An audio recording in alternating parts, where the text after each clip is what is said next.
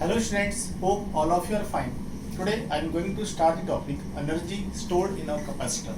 As you know, capacitor is a device which store electric energy. Actually, the process of charging of capacitor involves the transfer of charge from one plate to another plate. So, some work must be done in order to charge a capacitor. This work done in charging a capacitor is stored in it in the form of electric potential energy. Capacitor is charged with the help of battery. So battery supply energy at the cost of its chemical energy. So means the work done in charging a capacitor is stored in it in the form of electric potential energy. So today we derive an expression for energy stored in a capacitor. So initially let we consider an uncharged capacitor. Let at certain instant its one plate has charge plus Q dash and another plate has charge minus Q dash. So charge on it is positive and charge on this is negative.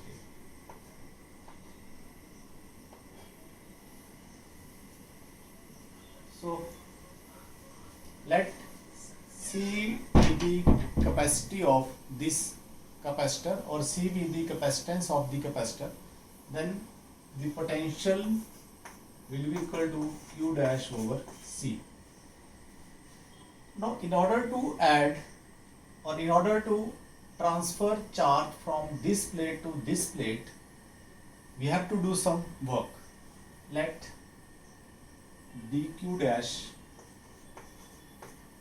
be the amount of charge which is to be transferred from this negatively charged plate to this positively charged plate. So in order to add this charge to this plate, some work must be done because this plate is at higher potential and this plate is at lower potential. So the small amount of work done in transferring charge minus plus dq dash from this plate to this plate. If we add dq dash charge to this plate, then charge on it will be minus q dash minus dq dash. So the small amount of work done in transferring charge dq dash from this plate to this plate is given as dw is equal to v dash into dq dash, and that is equal to q dash over c dq dash. This is the small amount of work done. Now if we have to add more charge to this plate, or if we have to charge this capacitor to charge q, in that case we have to calculate the total work. So let the capacitor is charged to charge q. So in that case charge on this plate will be q and charge on this plate will be minus q.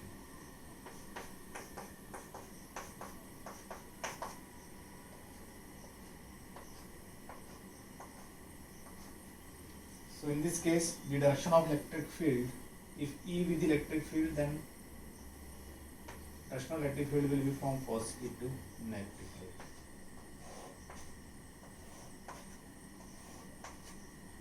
So this is electric field E.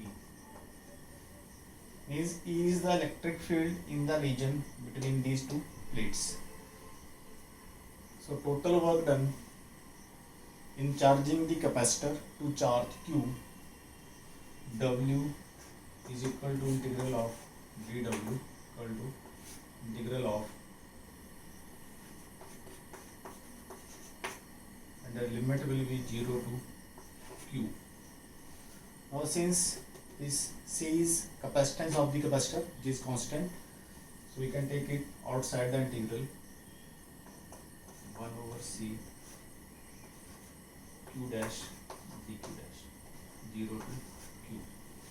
So integral of this Q dash is equal to Q dash square over 2, so that is equal to 1 by C q dash square over 2 0 to q, or we can write equal to 1 over c. If we put these limits, q square over 2 minus 0, that is equal to q square over 2c. So this is the work done in charging the capacitor to charge q.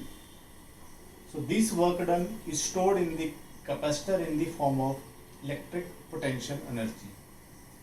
So electric potential energy U is equal to Q square over 2C. So this formula is in terms of charge on the capacitor and capacitance. We can write it in terms of other parameters. We also know that if V with a potential difference in between the plates, then we can write Q is equal to CV. So U will be equal to CV whole square over 2C, that is equal to half CV square. Also we can write this as half CV into V. So this CV is equal to Q, that is equal to half QV. So these are three formula for energy stored in the capacitor, that is Q square over 2C, half CV square or half QV. So we can write them as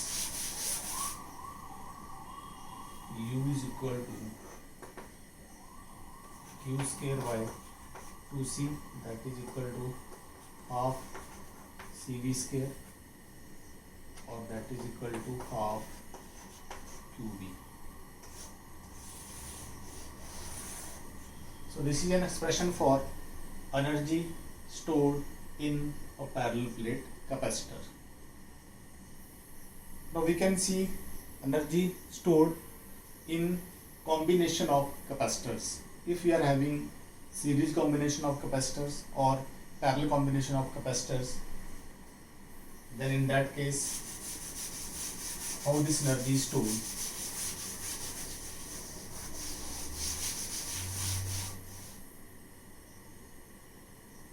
We have to use this diagram.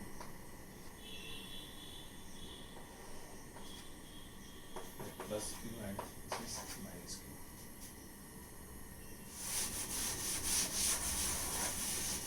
So now we will see energy stored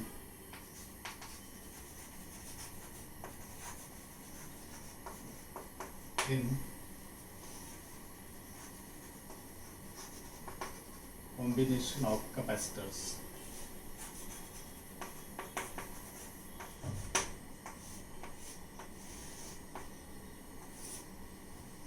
So let first we see in series combination.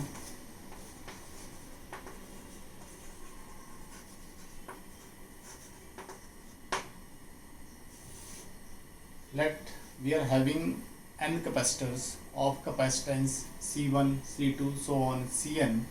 Then if Cs with the equivalent capacitance of the series combination, then we know that 1 over Cs is equal to 1 over C1 plus 1 over C2 plus so on up to 1 over Cn. That is equation number 1.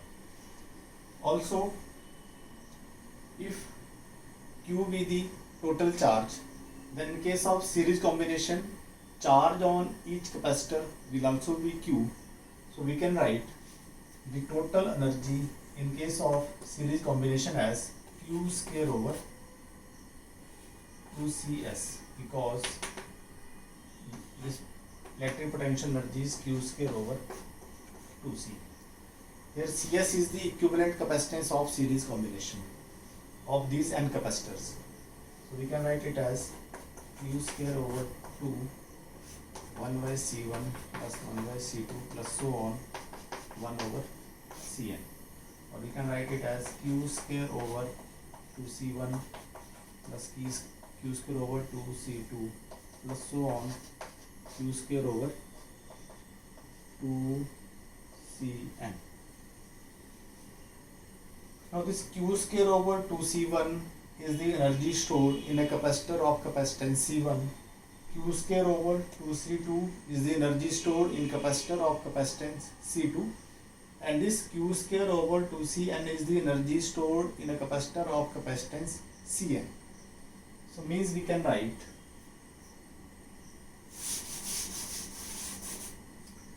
U as equal to U1 plus U2 plus so on up to Un. Means in case of series combination, the total capacitance is equal to the sum of, not total capacitance, total energy is equal to sum of the individual energies stored in the individual capacitors. Now we will see in case of parallel combination. If the capacitors are arranged in parallel combination,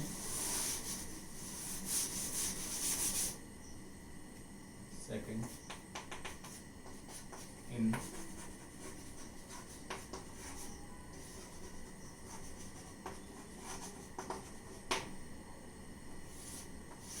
so again we consider n capacitors of capacitance C1, C2, so on Cn, and let those capacitors be arranged in parallel combination.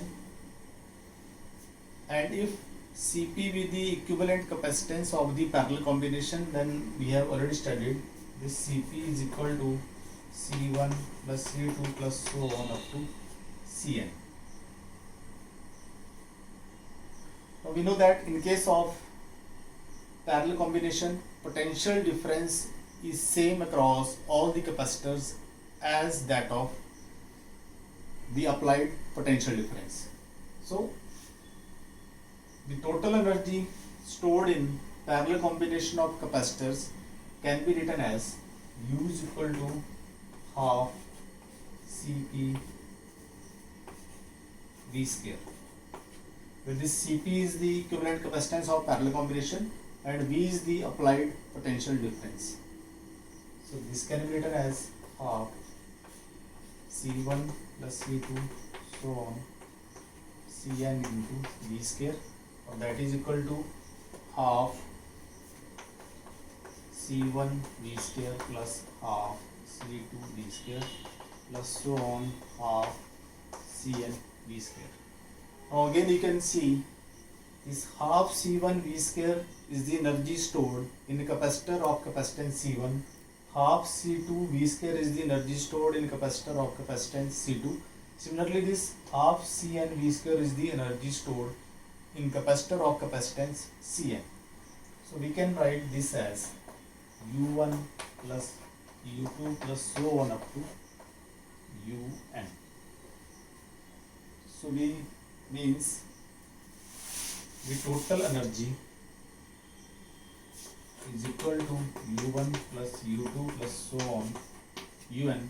Means in case of parallel combination also, the total energy stored is equal to the sum of the individual energies stored in individual capacitors.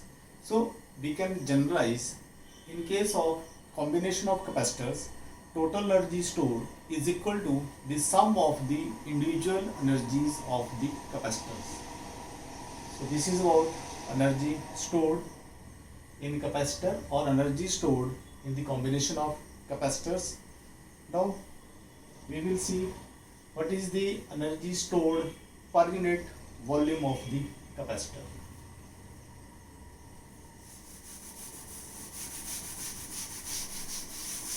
Or that is also known as energy density.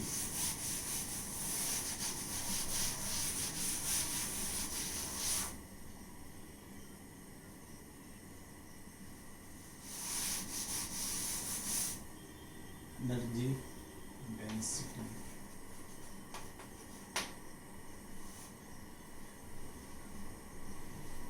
of capacitor.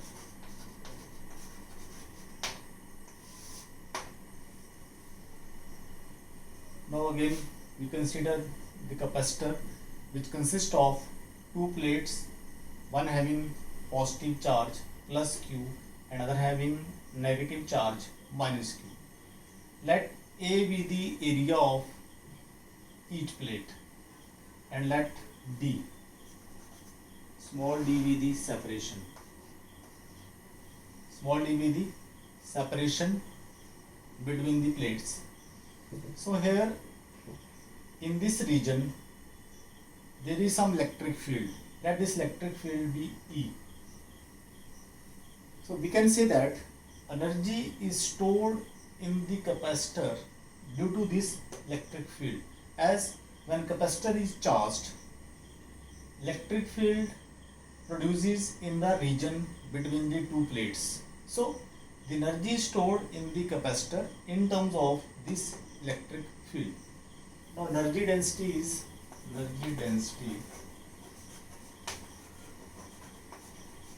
is equal to the total energy per unit volume, means energy over volume of the capacitor. Now if we assume that C be the capacitance of this capacitor, C capacitance, and let V is the potential difference.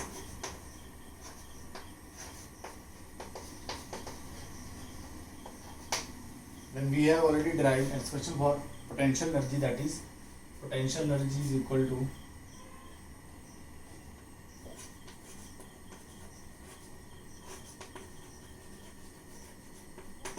half CV square. Now as I said, A is the area of each plate and D is the separation between the plates.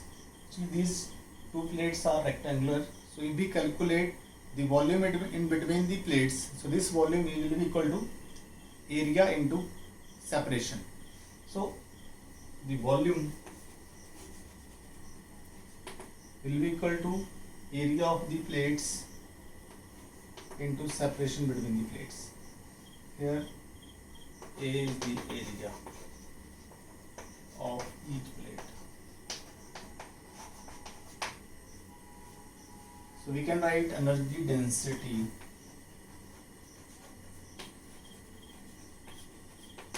is equal to energy over volume, that is equal to half CV square over AD. Now we have to write this expression in terms of electric field. So first we put the value of this capacitance. So we know that the capacitance of a parallel plate capacitor is C is equal to epsilon naught A over D. So we can write it as half epsilon naught A over D V square over AD. Now A and A, they will cancel out. So this is equal to half epsilon naught V square over D square.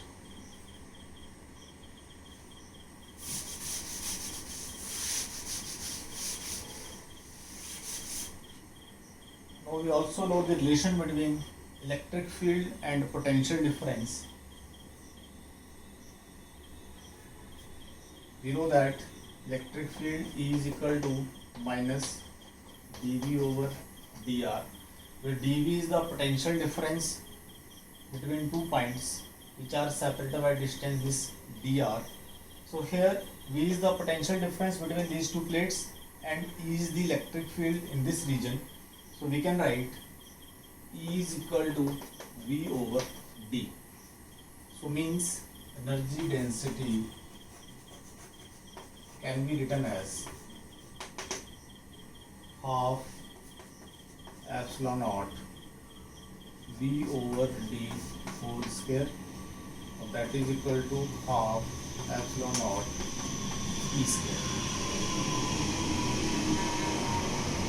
because E is equal to V over D.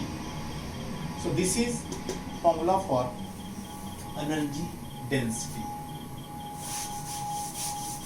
That is energy density or energy per unit volume of the capacitor is equal to half epsilon naught E square.